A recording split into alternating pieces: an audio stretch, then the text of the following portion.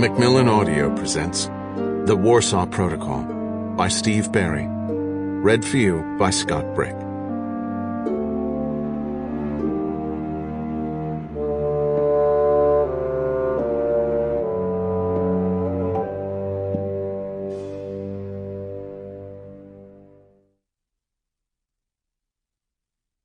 I'm Steve Berry, and welcome to the Warsaw Protocol. 5 years ago, with my novel The Patriot Threat, we introduced audio listeners to something new, the writer's cut.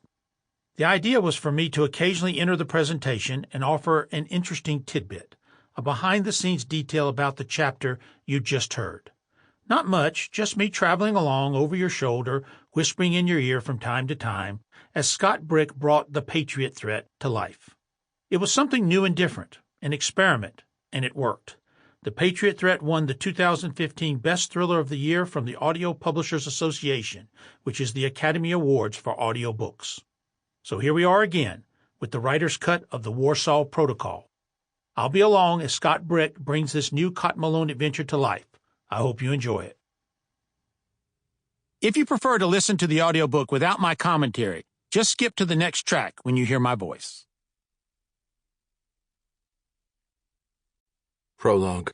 Monday, August 9th, 1982. Warsaw, Poland. 3:45 p.m. Janusz Tchaikovsky wanted to look away from the gruesome scene before him, but he knew that would be worse. He had been brought here to Mokotów prison for the express purpose of watching. This place had a long and storied history. The Russians built it in the early 20th century. The Nazis used it extensively, as did the Communists after the war.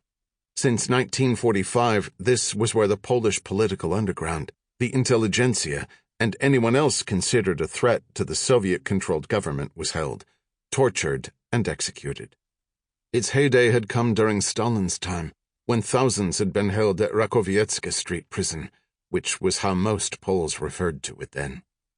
Sometimes, though, they spat out the German label, Nacht und Nebel, night and fog, a place of no return. Many were murdered in the basement boiler room. Officially, such atrocities had ended with Stalin. But that was not actually the case. Dissidents for decades after had continued to be rounded up and brought here for interrogation. Like the man before him. Middle-aged, naked, his body bent over a tall stool, his wrists and ankles tied to the blood-stained wooden legs. A guard stood over him with legs spread across the prisoner's head, beating the man on his back and bare ass. Incredibly, the prisoner did not make a sound.